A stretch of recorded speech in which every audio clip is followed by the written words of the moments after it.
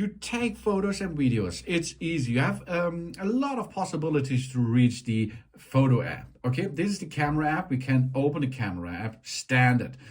Then we can switch it off by swiping up. That will go to the main unit back. Then we have another option. If it is locked, we can push on it and slide to the right. Then you can see the app camera will enable too. The other thing is here on the bottom side, we can push there. Oh, that's cool. And of course, we have two other options. We can program this action button there to enable the camera system. For this, you go to action button and then switch to the camera app here. And then you can choose before you use it, selfie, video, portrait, selfie. Let's make video. And then of course you can use this action button to open the camera app directly in video. And there's more possibility because of the camera control button. The shutter button here brings us, of course, another option to open the camera app, as you can see, and more. You can push on it and tap on it, and you can zoom in, for example, zoom out, for example. So that means you can use this while you take a video, and you can use this for more, because if you tap on it, double tap, you can go to switch between different options, depth, exposure, and zoom, and the cameras, and oh, here we are. It's not so good, I think. My fingers are not so good for this thing here. Styles and tone. So this is possible by pushing twice on it, and once it will start the shot, of course. So that it is. Then main feature, camera system. Okay, let's go to the camera app. The camera app itself comes with different stuff, what we can go to use that. This is the camera app screen, okay? We are now in video mode, so we can use the different zoom factors of the camera itself, as you can see here in steps. And of course, you can also use it by rotating in and out. Zoom in, zoom out. Really cool. The quality is really good. It is like the quality is like the iPhone 15 Pro, because it is nearly the same specs behind that. So here you can see how you can zoom and so on. And then of course there's a big red button. We can start and stop the recording here, or you can use volume button if you like. Start and of course stop by using the volume buttons too, to switch on and switch off the video or the photo taken, something else. And on the upper side, we can see here there are possibilities to get the flash option. The flash is over here. This is an LED flash, and we have here the action mode. The action mode brings us like a gimbal, and it works really cool here. We can make on or off the action button, the action mode. And here, this is this little flower. You can see this is for macro. And that's really awesome because macro is super nice. Here, look, it's only 1 centimeter, and it can see really, really good details on it. And then, of course, on the right upper side, you will see the resolution and the frames because of video. We can switch between 4K and HD. Then 30 frames, 60 frames, 30 frames, 60 frames, 4K, 30 frames, 60 frames, 24 frames, and 30 and 60 frames. I'm using in my videos every time 4K 60 frames without action, and I think this is a good shot if you like. So then here, this button on this upper right side is to change between the camera system. Now we are on the side of the TrueDepth camera, and it's here nearly the same operation thing. We can go here and see my face now. You can see here I can switch between 4K and HD, and I can change, of course, the frames per second here. This is only once. If you start the camera system again, of course, then it will go back to default. And then you can see on the left bottom side, you can directly go to the library and see your shots, your previous shots you can see here.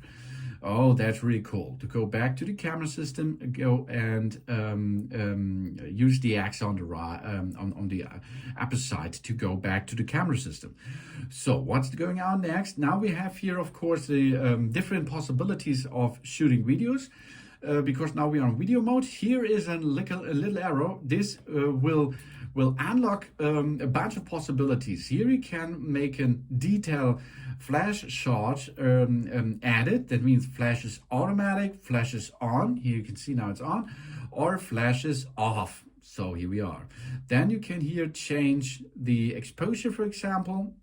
So the exposure change and action button and rotation. This is in syntax, of course. If we choose now here the cinematic mode, we can add beautiful shallow depth of the field and focus transmission to our video automatically. This is a really cool thing because you can see now this area here is sharp. The other is blurred. But I can use this to make two objects. Most of the time, of course, it should be persons who are for this in focus. That means you can switch between two objects, and the objects will be in focus all the time. This is a really cool thing, but here it is now possible to do this, as you can see, only in 30 frames HD and 4K 30 frames.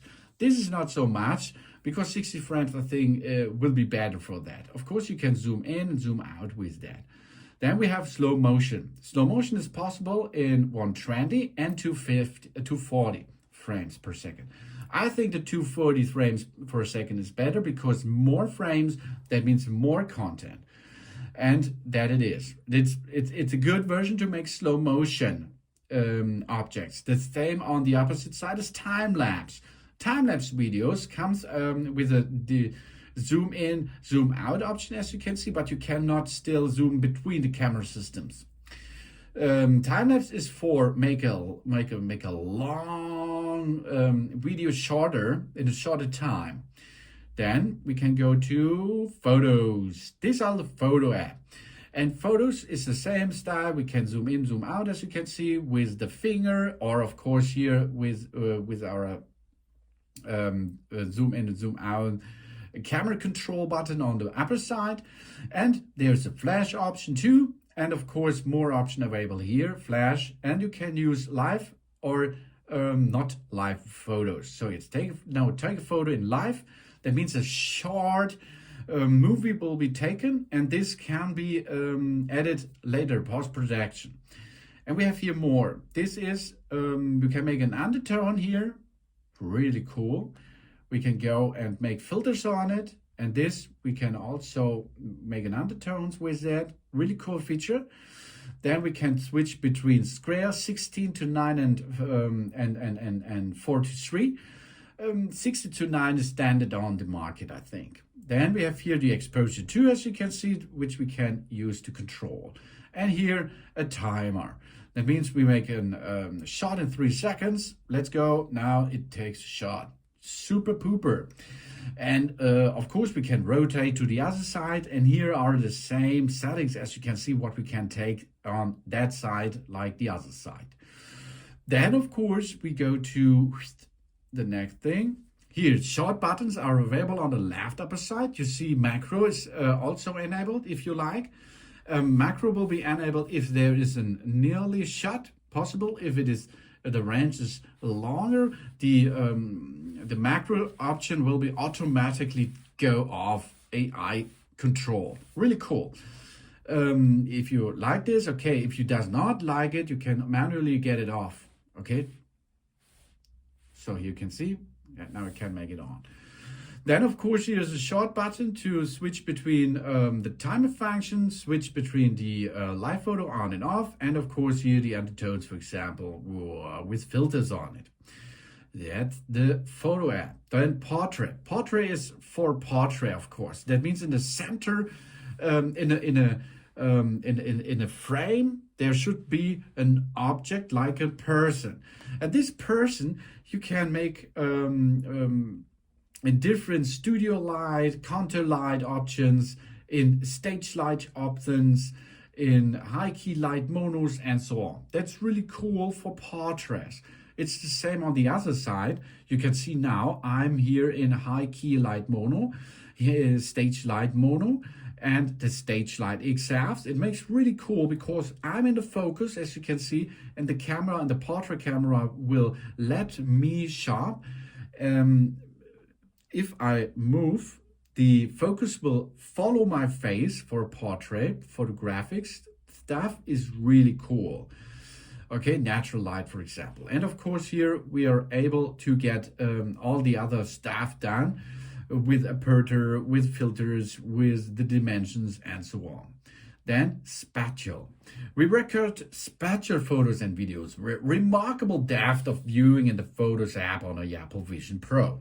For best results, we keep the iPhone in landscape orientation. Landscape is this up, and this is the landscape. And Spatial is really cool for AI and for 3D stuff. Really cool. That's possible if you switch between photo and video. Then panorama. Panorama is in an upper format, so you push on and then you rotate 360 around, and you will get a big area of shot with that, with one shot. It's really cool. And of course, the same stuff, the often stuff is possible in the TrueDepth Camera, like portrait, photo, of course, video, cinematic, and slow motion and time lapse. So you can see both is possible on the TrueDepth Camera and on the camera system on the back side of the system. Wow.